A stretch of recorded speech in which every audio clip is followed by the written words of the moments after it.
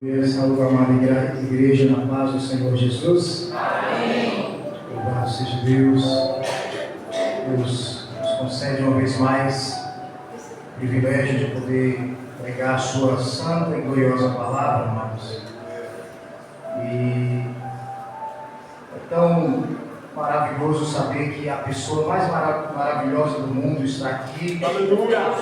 É o Espírito Santo está aqui conosco. Essa pessoa tremenda, poderosa, que faz coisas indizíveis, insondáveis no nosso meio. Eu quero compartilhar convosco a palavra. Hoje estava meditando algo que nesses últimos dias Deus tem me ensinado em sua palavra sobre a necessidade de uma vida no Espírito. E convido-vos, por gentileza, a abrir as suas Bíblias na carta do apóstolo Paulo aos Gálatas, capítulo 3, amados. Nós vamos esta noite fazer um breve estudo dessa carta, focado exatamente nessa necessidade de uma vida do Espírito, que é a única maneira legítima de adorar e servir a Deus. Sem uma vida do Espírito, tudo que oferecemos a Deus pode ser chamado de fogo estranho, mas uma vida do Espírito é uma vida que é como um cheiro suave às narinas do Senhor. E nessa carta, o apóstolo Paulo, ele enfatiza exatamente este ponto fundamental da vida cristã, meus irmãos. E eu gostaria muito que os irmãos prestassem atenção. No capítulo 3, versículo de número 3. Nós vamos ler vários versículos, quase todos em Gálatas. Só vamos sair um pouco para 2 livros, mas a gente vai estar aqui focado nesses versículos desta carta. O versículo 3 do capítulo 3 nos diz assim: sois assim insensatos que, tendo começado no Espírito, estejais agora vos aperfeiçoando na carne. Vou ler mais uma vez. Sois assim insensatos, que tendo começado no Espírito, estejais agora vos aperfeiçoando na carne. Amados irmãos, nós sabemos já há muito, como inclusive dissemos aqui no domingo, que nós somos também uma trindade. Nós somos corpo, alma e espírito. Espírito, alma e corpo. Deus, em sua perfeição, nos fez também nesse aspecto semelhante a Ele. E quando Deus criou o homem, Adão, essas 3 partes estavam plenamente submissas a Deus. O Espírito, a parte central, quer dizer, a parte fundamental, pela qual Deus se comunicaria com o homem. A alma, que seria a mediadora entre o espírito e o corpo, e era uma harmonia realmente impecável, uma harmonia que não havia margem de defeito, de erro. espírito, corpo e alma plenamente submissos à lei de Deus, em plena comunhão com Deus. Esse era o Adão antes do pecado. Mas quando Adão ele pecou contra Deus, quando o pecado entrou, houve um rompimento da harmonia dessa trindade. A alma se desligou do espírito do homem, que era a parte que se comunicava com Deus, e a alma ficou submissa ao corpo. Então, alma e corpo unidos, nasce então a chamada natureza carnal. Natureza carnal. Absolutamente desligada de Deus, absolutamente cega quanto a Deus e a sua vontade, absolutamente incapaz de honrar a Deus, de servir a Deus, de se submeter a Deus. E o homem então, com essa queda, ele perde qualquer vestígio de espiritualidade legítima, sadia. Tanto que Deus, no capítulo 6 de Gênesis, versículo 3, ele fala: o meu espírito não contenderá mais com o homem, porque ele é carnal agora. Ele está distanciado cabalmente da minha presença. Ele não tem mais comunicação comigo. Ele agora é carnal. E, meus irmãos, o grande favor de Deus na história subsequente do homem vai ser restabelecer a vida do Espírito, fazendo com que mais uma vez o homem possa ter comunhão com Deus. E a palavra de Deus nos diz que a carne, ela não é sujeita à lei de Deus, desde aquela queda até hoje. E a Bíblia fala que nem mesmo pode ser, nunca será. A Bíblia fala também que a carne para nada aproveita.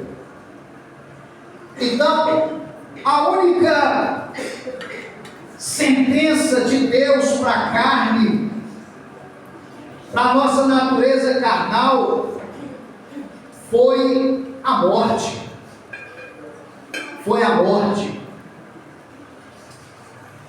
Porque visto que ela não se sujeita à lei de Deus, visto que ela para nada serve, Jesus Cristo, o Deus Todo-Poderoso, pela sua santa lei, decretou que a única coisa que resta para a carne é a sua morte, é a sua condenação, é a sua crucificação. Meus irmãos, e isso é muito claro no Evangelho, porque o Evangelho é justamente a crucificação da carne e a vivificação do Espírito do homem pelo Espírito de Deus, habilitando mais uma vez a adorar e a servir a Deus. É muito claro nas Sagradas Escrituras que Deus, Ele só pode ser servido, só pode ser adorado em espírito, visto que a carne, como já deixamos claro aqui nessa introdução, ela é cabalmente contrária e insubmissa à lei de Deus. Quero que você vá comigo no Evangelho de João, capítulo 4, versículo 24. uma declaração muito conhecida de Jesus, quando ele diz, no versículo 24, capítulo 4, ele diz: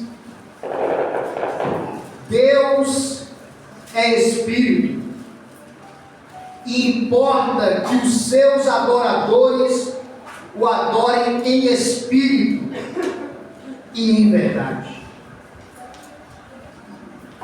O apóstolo Paulo, também falando aos Filipenses, no capítulo 3, ele diz: nós que servimos a Deus em espírito.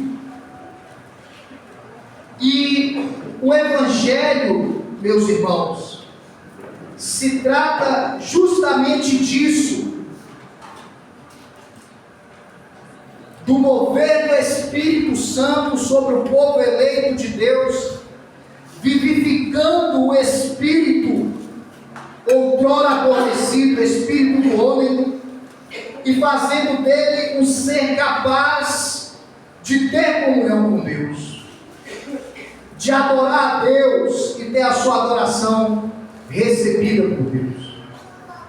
Mas, como disse que vamos entender isso aqui nessa carta aos Gálatas, amados irmãos, o apóstolo Paulo, Deus abençoe, diácono, o apóstolo Paulo, ele, com seus auxiliares de ministério, havia pregado o Evangelho, e naquela região da Galácia, nasce essa igreja, a igreja dos Gálatas, uma igreja cheia do Espírito Santo, meus irmãos, uma igreja que nós vamos observar aqui, que recebeu plenamente a presença do Espírito Santo, uma igreja fervorosa, uma igreja que, firmada no verdadeiro Evangelho, o Evangelho da graça de Deus, o Evangelho que não tem parte com a carne, o Evangelho que vivifica o Espírito para adorar a Deus. Pautado nesse Evangelho é que nasceu essa igreja ali naquela região.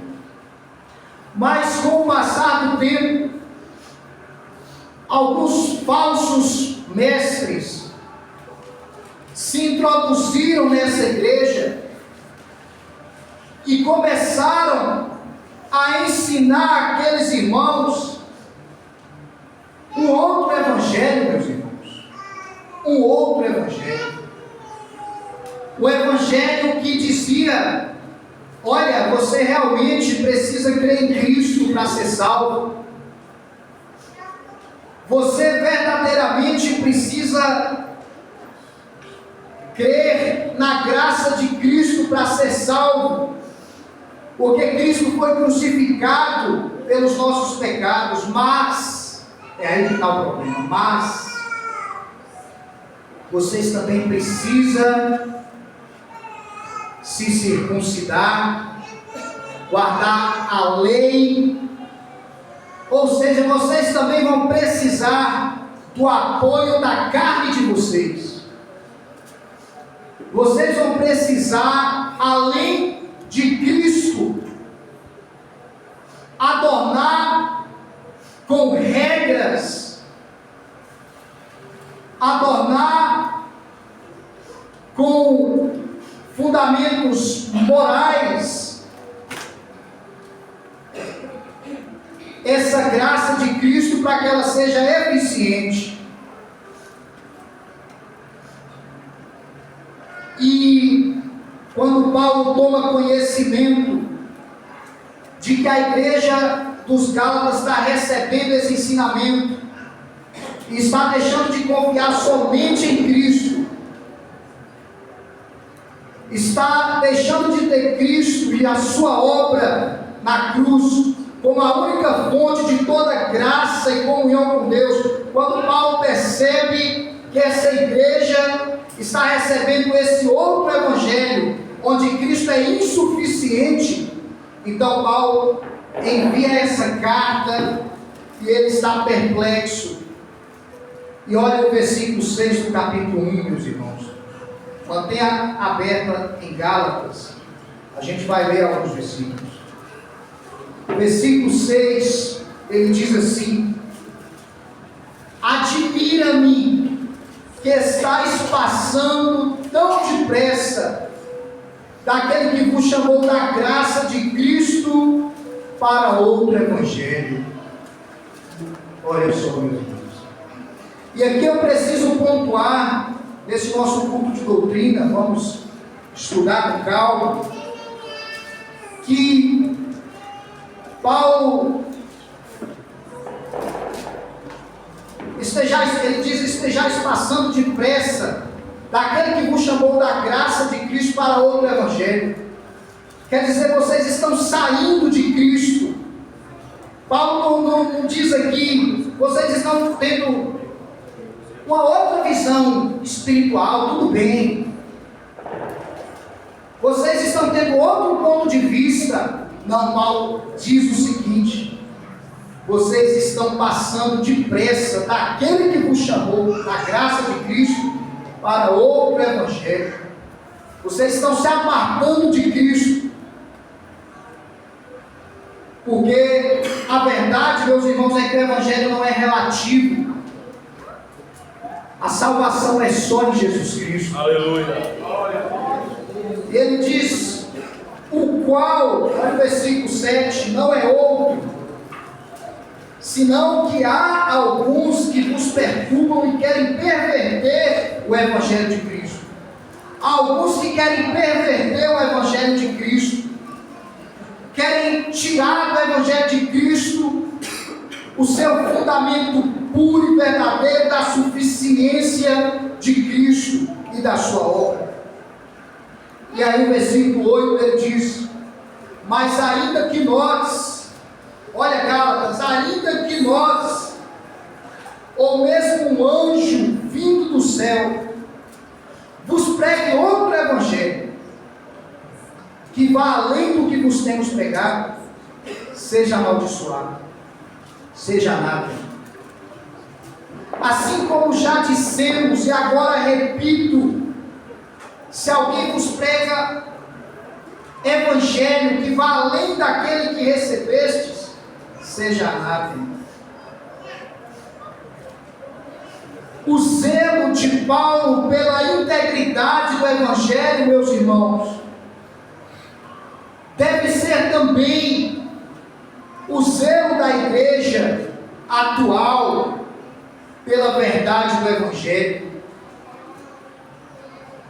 Quando chega ao seu conhecimento que um evangelho em que a suficiência de Cristo é retirada, chega ao conhecimento de Paulo que a obra de Cristo não é suficiente para fazer o homem justificado perante Deus.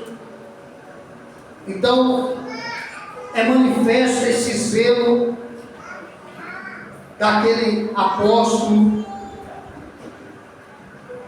que aprendeu ao longo dos anos, desde sua conversão na estrada de Damasco, passando alguns anos no deserto, na Arábia. Esse homem aprendeu a plena suficiência de Cristo. E se tinha algo que movia o coração dos apóstolos, como a gente viu também na primeira epístola de João, na segunda, era quando a integridade do evangelho era questionada. Meus irmãos, que Paulo chama de outro evangelho. De outro evangelho.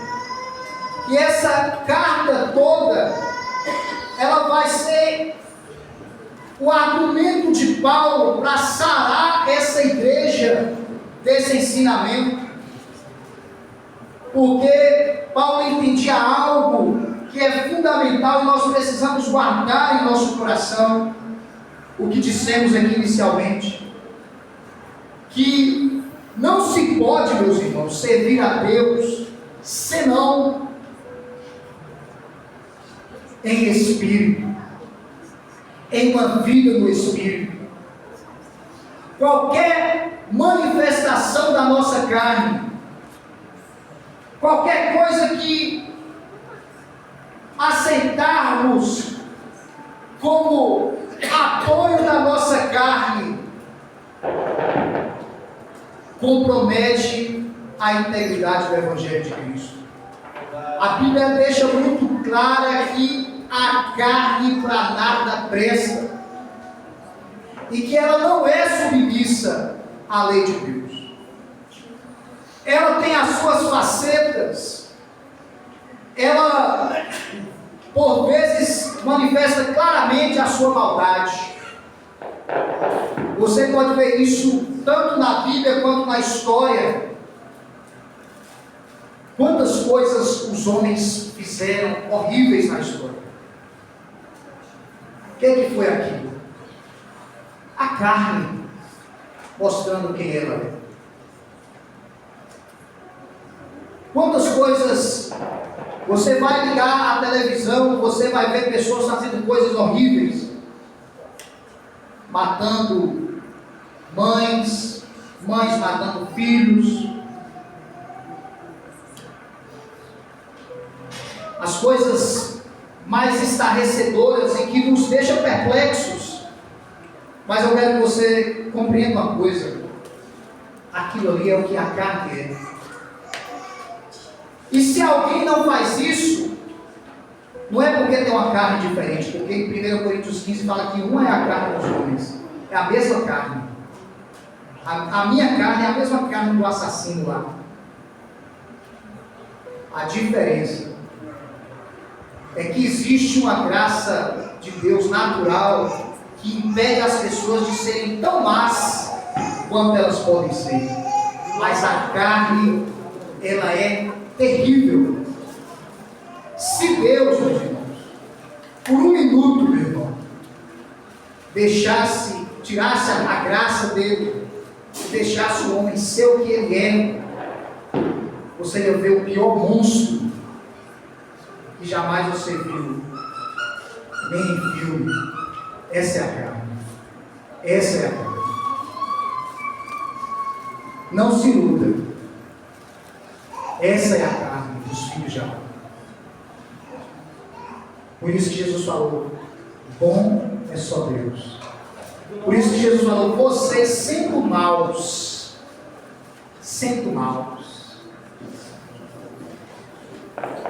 porque essa é a palavra que define a descendência de Adão. É má. É má. Então, o Evangelho, ele consiste justamente em crucificar essa carne e restaurar no homem a sua única parte que pode ter comunhão com Deus, e a partir dessa comunhão com Deus influenciar as outras partes do homem, o espírito do homem. E uma outra faceta da carne é querer também fingir, pelo menos, servir a Deus. Servir a Deus.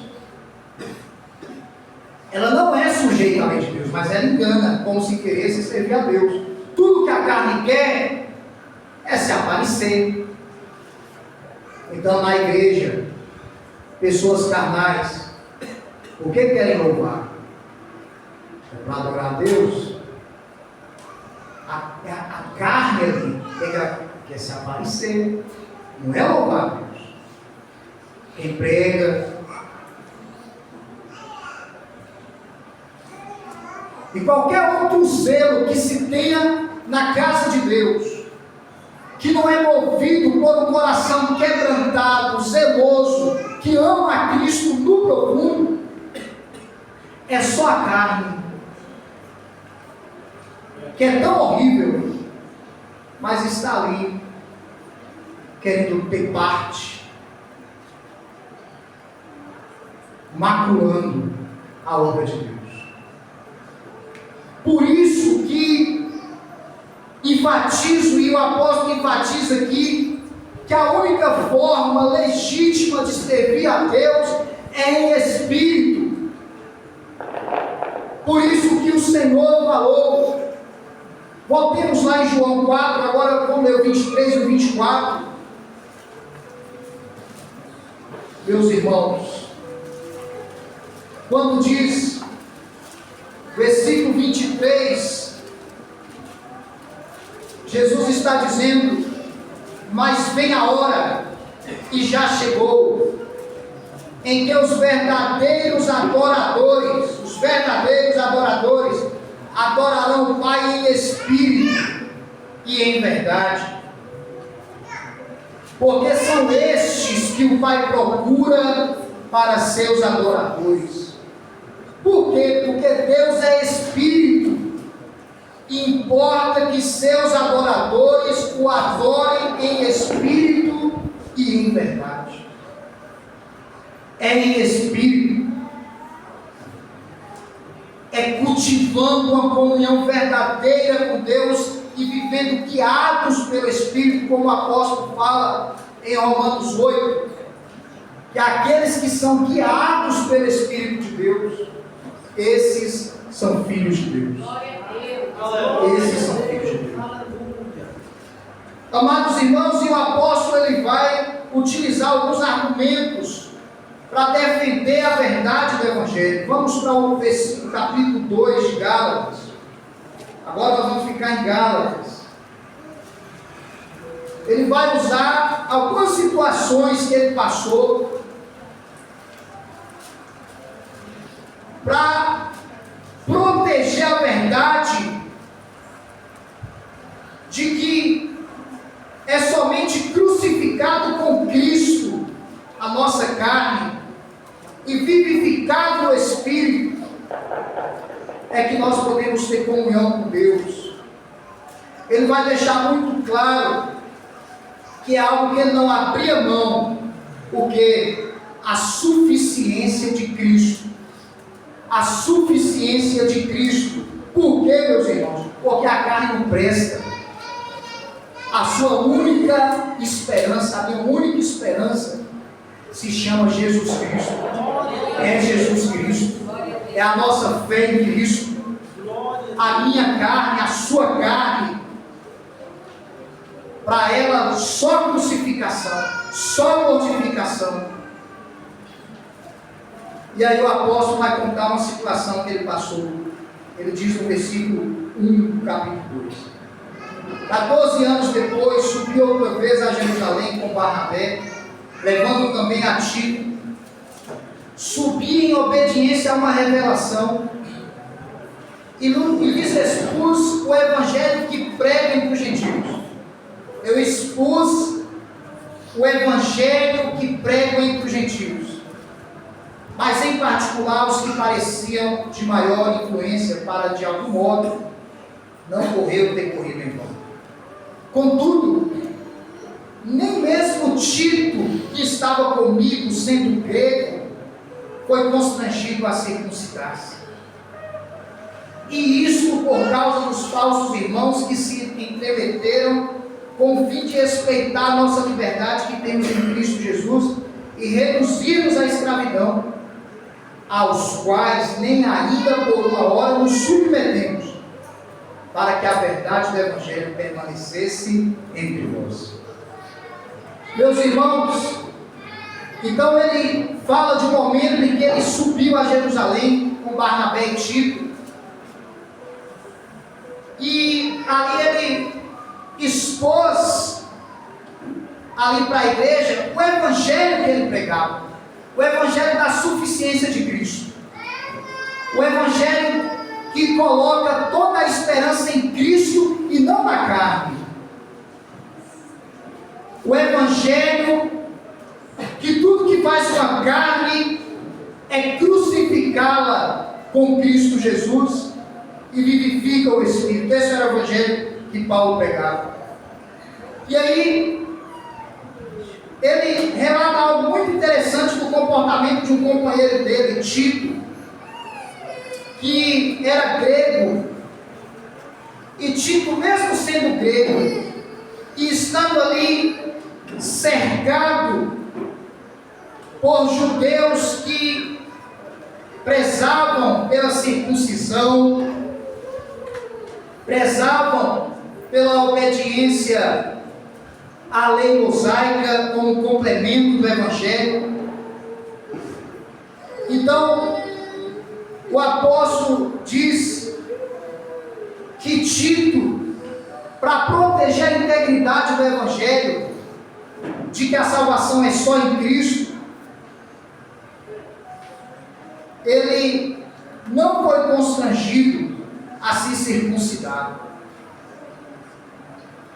Mesmo ali correndo risco de ser maltratado pelos judeus, mas ele, como o apóstolo Paulo, entendeu que sujeitar-se àquele pensamento de que era Cristo e a circuncisão ia comprometer o Evangelho.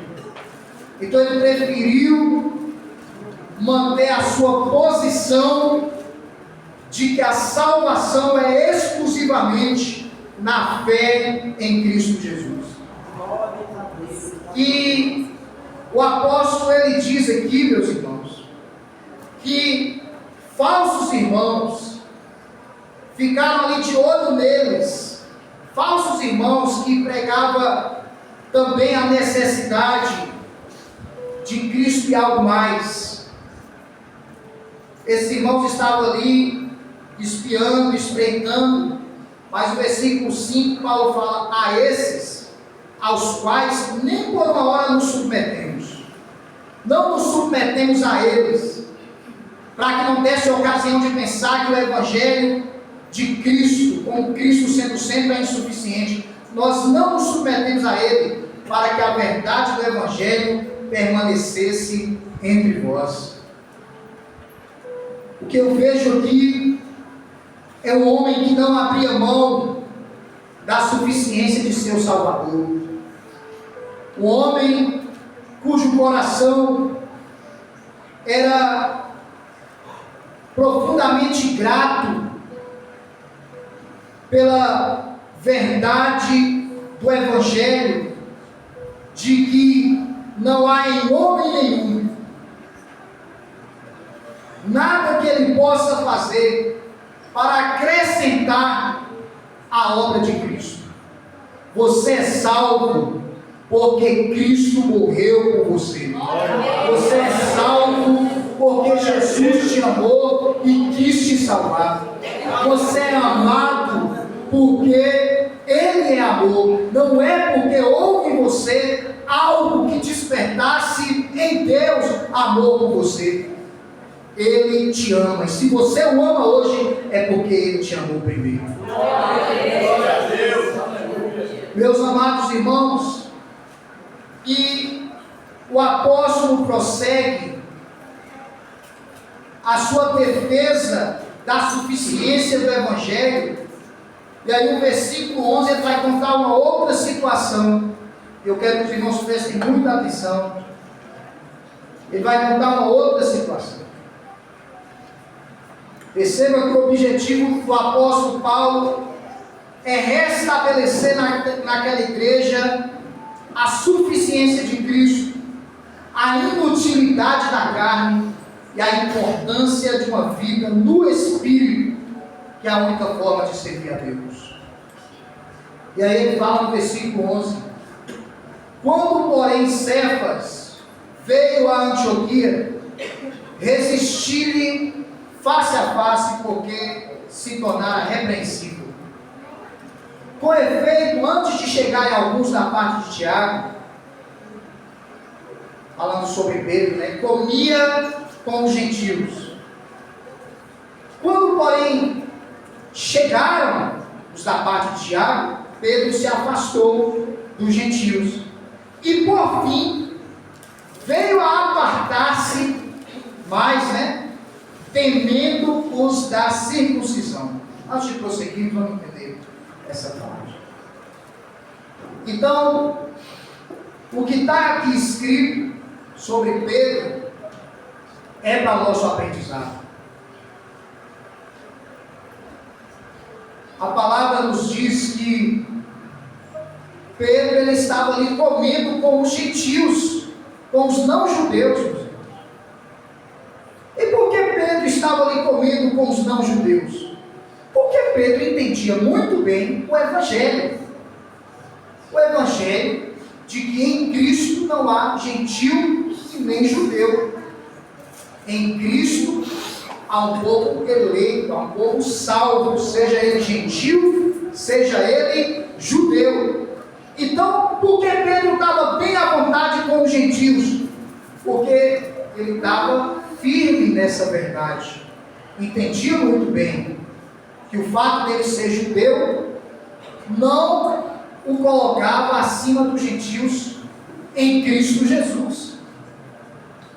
Mas quando alguns homens, discípulos de Tiago, se aproximam, alguns judeus se aproximam, Pedro fica um tanto constrangido, meus irmãos. E aí ele começa a se afastar dos gentios. Começa a pegar uma certa distância. Começa a dissimular. Essa é a palavra que está aqui. E quando chegam outros também da circuncisão, judeus, ali apegados à circuncisão, à lei, Pedro fica mais constrangido ainda e se aparta ainda mais dos gentios. O mesmo Pedro que uns minutos antes estava ali comendo com os gentios, confraternizando, em comunhão com os gentios, quando chega esses judeus, Pedro começa a se afastar. Pedro começa a se afastar deles. E o versículo 13 nos diz: e também os demais judeus dissimularam com ele. Também foram, alguns estavam ali, fizeram igual Pedro, a ponto de o próprio Barnabé ter se deixado levar pela dissimulação dele. Não está falando que Barnabé fez a mesma coisa. Está falando que Barnabé deixou se levar. Barnabé não se opôs prontamente ao ver Pedro com aquele comportamento incompatível com o Evangelho. Por que incompatível com o Evangelho, meus irmãos? Primeiro, porque o crente ele não dissimula. Ele tem que ser autêntico, verdadeiro. Segundo, porque ao se afastar dos gentios, Pedro estava passando uma mensagem errada para os gentios. Qual é? A de que judeu e gentios não era a mesma coisa em Cristo. Então Paulo fica muito preocupado com isso. E aí, se Barnabé se deixou levar, no sentido de não tomar uma posição imediata, aí o versículo 14 fala que Paulo não. Quando, porém, vi que não procediam corretamente, segundo a verdade do Evangelho, que verdade? De que não tem negócio de judeu e gentil, salvação é em Cristo para ambos. Quando vi que não procediam corretamente segundo a verdade do Evangelho, disse a Cefas, na presença de todos: se, sendo tu judeu, vive como gentil e não como judeu, por que obrigas os gentios a viverem como judeus? Olha, e aí vamos entender isso aqui. Ele está falando: você é judeu, mas você estava aí com os gentios, vivendo, usufruindo dessa graça de Cristo como gentil. Ele fala: vive como gentil nesse sentido, e não como judeu. Você entende, Pedro, que não é por ser judeu que você é salvo. Então isso você entende, não como judeu. Sendo tu judeu, você vive como gentil. Quer dizer, você entende a graça de Cristo e usufrui dessa graça como gentil. e não como judeu, pautado na lei. Você entende isso? Mas Pedro, por que você obriga os gentios a viverem como judeus? Não é que Pedro estava obrigando, falando, você tem que viver como judeu. É porque o comportamento dele passa essa mensagem para os gentios. E Paulo está muito preocupado. E aí ele vai continuar o seu argumento, dizendo, nós judeus, por natureza, e não pecadores dentre os gentios. Ele não está dizendo que o judeu não é pecador, ele está dizendo, nós, judeus por natureza, nós somos judeus, não é que ele está se fazendo judeu, Pedro.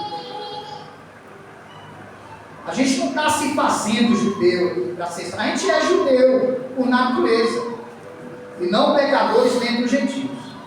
Sabendo, contudo, que o homem não é justificado por obras da lei, e sim mediante a fé em Cristo Jesus, também temos crido em Cristo Jesus, assim como os gentios, nós judeus também temos crido em Cristo Jesus, para que fôssemos justificados pela fé em Cristo, e não por obras da lei, pois por obras da lei ninguém será justificado. Olha que argumento maravilhoso do apóstolo. Ele fala, mesmo nós sendo judeus, nós temos feito o que para ser justificado? Nós temos crido em Cristo. Porque nós entendemos, Pedro, que pelas obras da lei ninguém será justificado. Mas se procuramos ser justificados em Cristo, olha só o versículo 17. Nós estamos estudando aqui, meus irmãos. Mas se procuramos ser justificados em Cristo, fomos nós mesmos também achados pecadores, dá-se-á o caso de Cristo, de ser Cristo ministro do pecado? Certo que não. Pedro, se nós estamos procurando ser justificados em Cristo, mas ao querer servir a Deus pela lei, tudo que ela vai fazer conosco é nos declarar pecadores. Então como é que nós queremos servir a Deus, justificados em Cristo, e ao mesmo tempo estar sob a lei, classificado como pecadores? Será Cristo ministro do pecado? Certo que não. Claro que esse argumento que Paulo está construindo aqui é justamente para o benefício da igreja dos Gálatas, porque Pedro ele sabia muito bem. Porque se torna a edificar aquilo que destruir, quer dizer, a necessidade de, com a minha força da carne, ser perfeito, guardar a lei. Eu posso edificar isso, que para mim ser salvo não basta Cristo, eu preciso ser perfeito na lei, mesmo. Está óbvio que a carne não é sujeita à lei de Deus, mas se eu torno edificar esse conceito, a mim mesmo me constituo transgressor. Porque eu, mediante a própria lei, morri para a lei, a fim de viver para Deus. Ou seja, meus irmãos, o que a lei fez comigo, diz o apóstolo Paulo, não foi me justificar, porque a minha carne não é submissa à lei de Deus. Tudo que a lei fez foi me condenar, e eu morri para a lei, a fim de viver para Deus. Ele está dizendo que a sua natureza carnal, ela foi morta pela lei. Onde? Na cruz de Cristo. O velho Paulo, a lei o matou. Onde? Na cruz de Cristo. E é por isso que ele fala, eu estou crucificado com Cristo. Logo, já não sou eu quem vive, mas Cristo vive em mim. Louvado seja Deus. Glória a Deus. Meus amados irmãos, e essa é a vida cristã, esse é o Evangelho. O Evangelho é o Evangelho que mata o velho homem, faz uma nova criatura surgir, na qual quem vive é Cristo para a glória de Deus. Glória a Deus. E por isso que os crentes que estão aqui essa noite, o Alisson que a irmã Elia deu à luz, ele morreu. Ele morreu, meu irmão. Você teve ele por um tempo, né, meu irmão? Ele morreu. Viu, meu irmão Samuel? Filho de Basílio, morreu. Filho de Wanda, viu, pastor Marcos? É Wanda? Morreu também, morreu. Esse povo que está aqui são novas criaturas, nascidos de Deus, para a glória do nome do Senhor. Glória a Deus. Por que morreram? Porque a lei exigiu a morte deles. Eram contrários a Deus. Pecavam, odiavam a Deus, não se lembravam de Deus.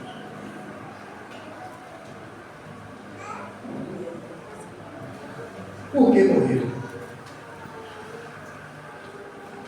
E aí a gente vai fazer uma reflexão provocativa. Por que morremos em Cristo Jesus na cruz?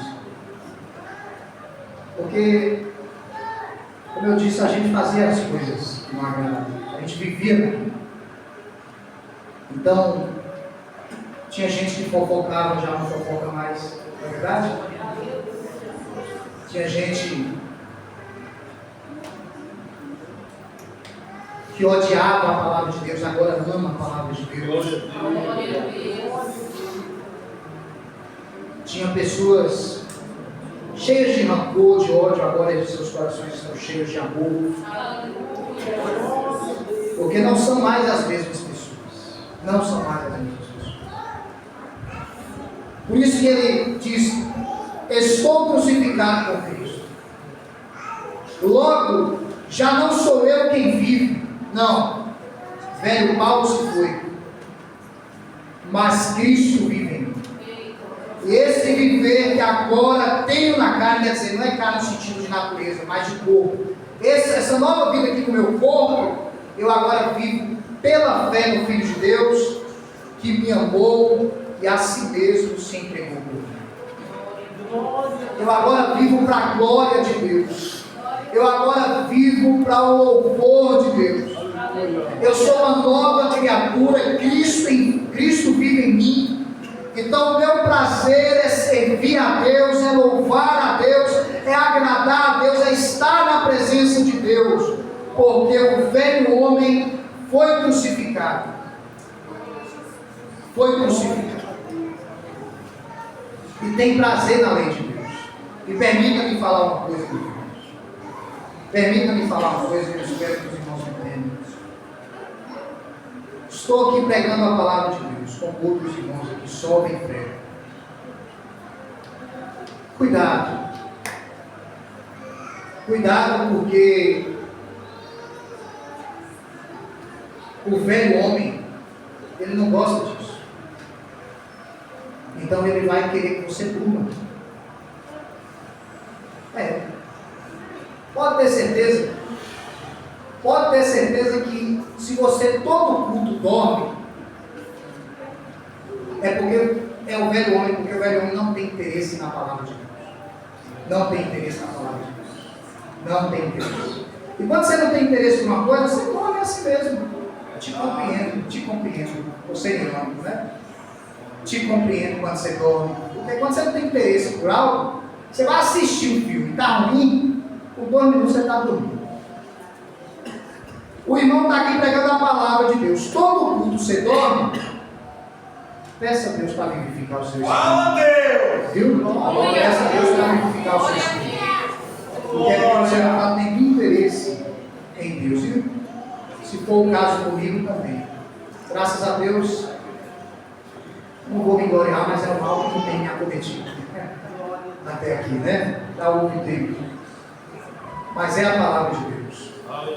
É a palavra de Deus. Se o Espírito está aí, vivo, o seu Espírito vivificado, ele ama a palavra de Deus. Ele quer ouvir a palavra de Deus. Ele tem prazer na leitura. É claro que existem ocasiões que o nosso dia pode ser tão puxado uma vez ou outra.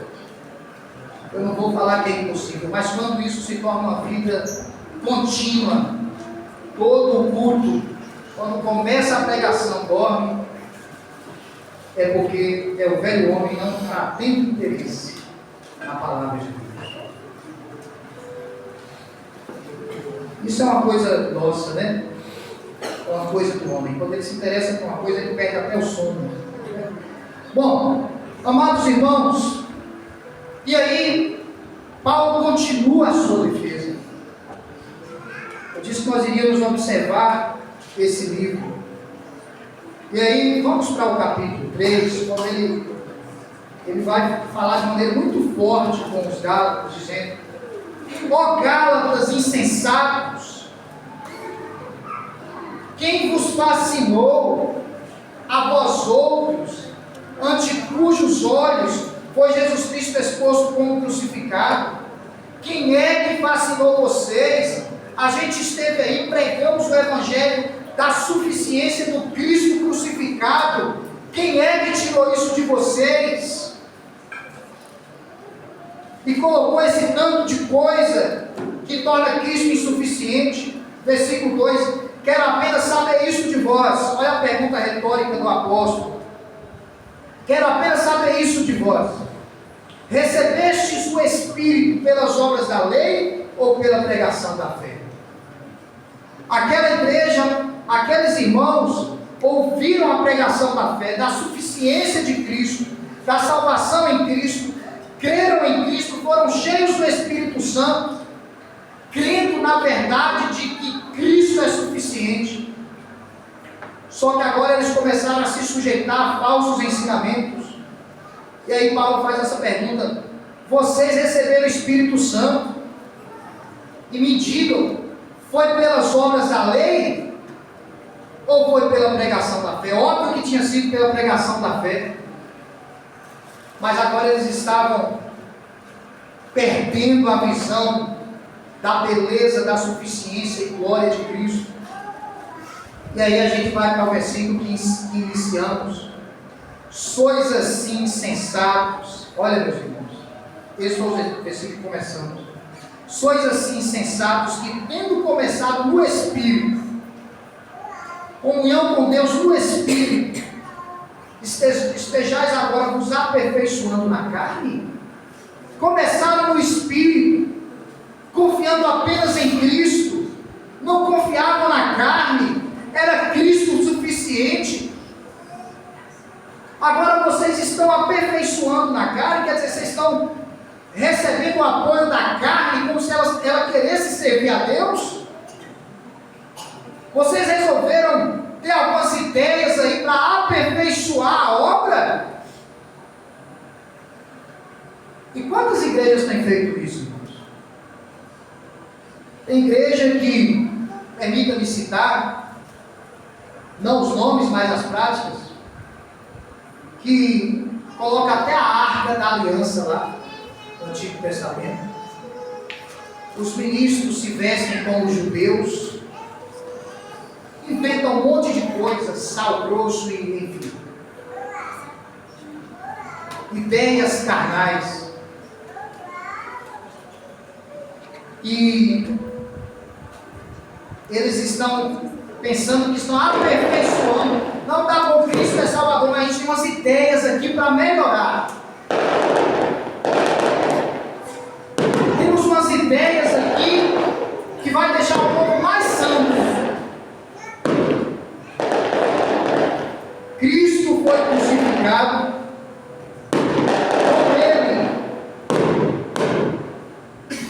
Com Ele nós também fomos.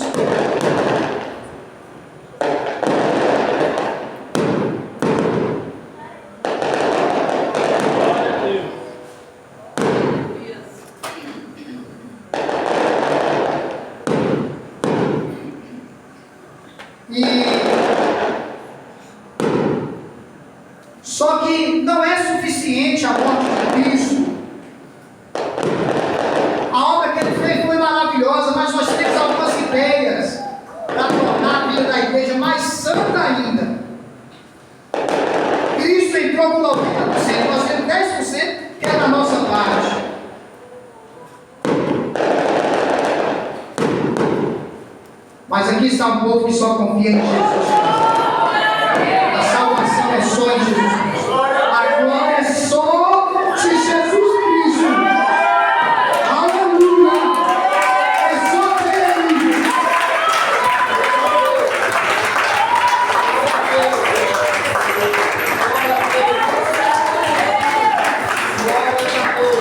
Bendito é o teu nome, Jesus. Bendito é o teu nome. Queridos, e temos um tempinho ainda, o capítulo 5, nós estamos estudando o livro, a carta aos Gálatas. Capítulo 5, Paulo continua enfatizando isso, é toda a carta.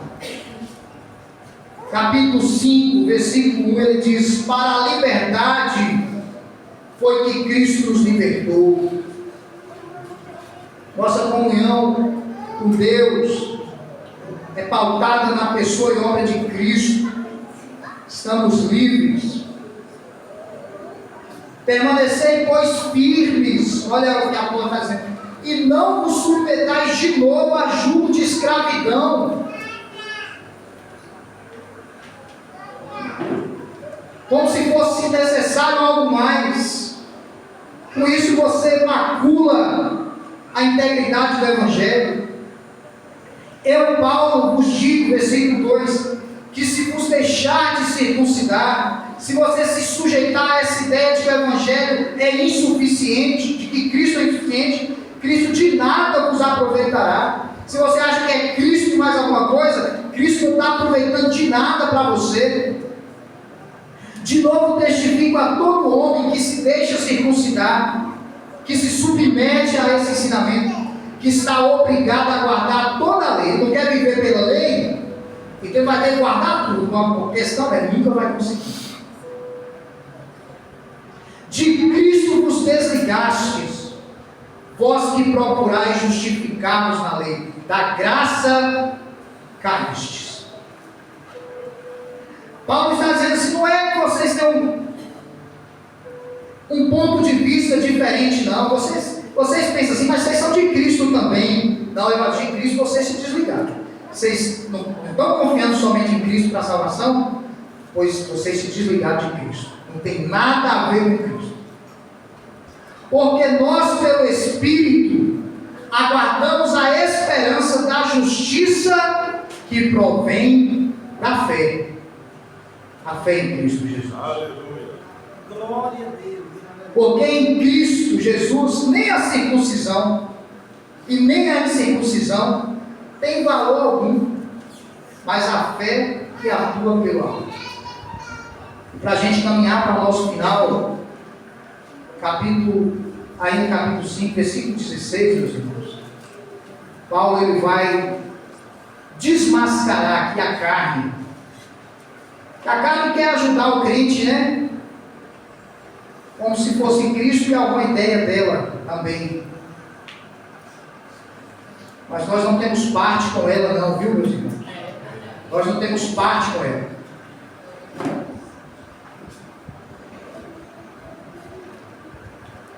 Aí ele diz, digo porém, versículo 16, andai no Espírito, e jamais satisfareis a concupiscência da carne. Ande no Espírito. Se você andar no Espírito, você nunca vai satisfazer os desejos da carne. E não é fácil você não identificar o que é da carne. Tem hora que a gente pensa, por isso que tem que andar no Espírito. Se você andar no Espírito, é o remédio. Você não vai satisfazer a vontade da carne. Nem quando ela falar que quer servir a Deus com as suas ideias sujas e enganosas. Porque a carne, olha Paulo desmascarando a carne, que quer fingir que às vezes que gosta de Deus, né? O Espírito, que tem boas intenções, mas ele falou, a carne milita contra o Espírito. O que ela quer é lutar contra o Espírito, não se engane. E o Espírito contra a carne, não tem comunhão entre eles.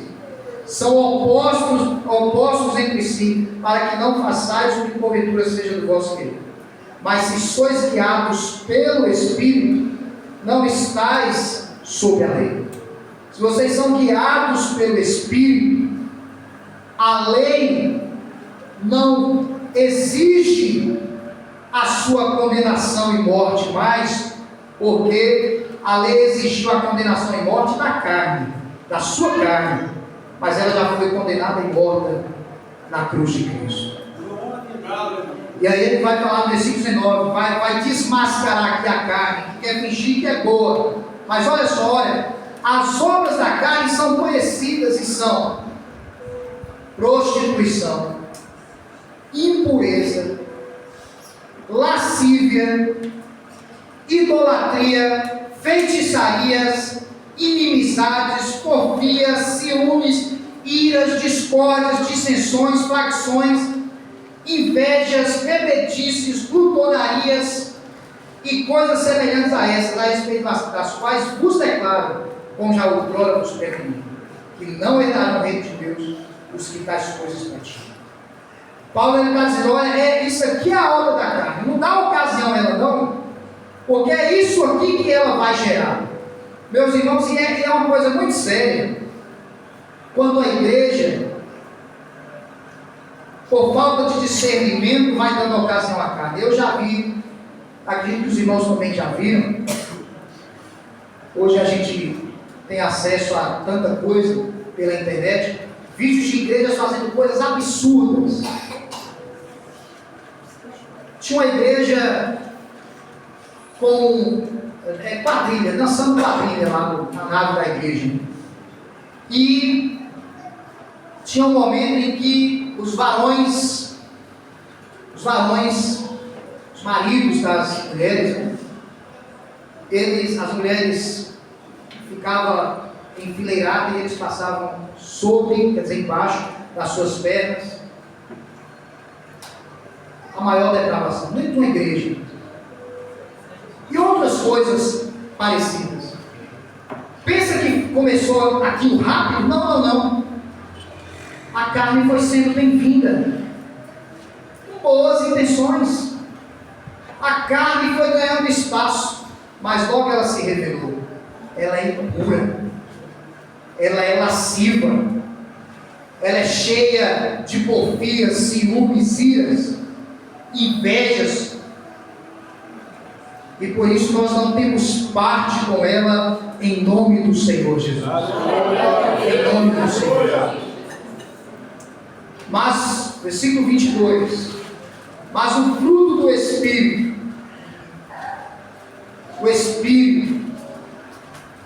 fruto do Espírito é, olha mesmo, aqueles que andam em Espírito, que não dão ocasião à carne, mas que a mortificam, porque ela está crucificada em Cristo Jesus, na cruz de Deus. Mas o fruto do Espírito é amor, alegria, paz. Isso aqui é o que deve ter em nosso meio: longanimidade, benignidade, bondade, fidelidade, mansidão, domínio próprio.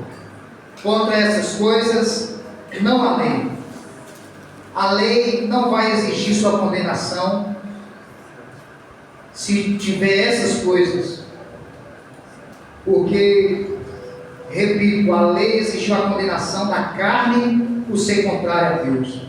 Mas amor, alegria, paz, longanimidade, benignidade, bondade, fidelidade, mansidão e domínio próprio não é da carne, é do Espírito, é do Espírito. E os que são de Cristo Jesus crucificaram a carne com as suas paixões e concupiscências. Se vivemos no Espírito, Ele está em nós, andemos também no Espírito, nessa comunhão com Deus, pautada na pessoa de Cristo Jesus. Amém, meus amados? Amém. Espero que tenha sido de algum proveito esse nosso breve estudo. E que Deus abençoe os irmãos. Em nome de Jesus. Eu já passo a palavra ao pastor Luiz.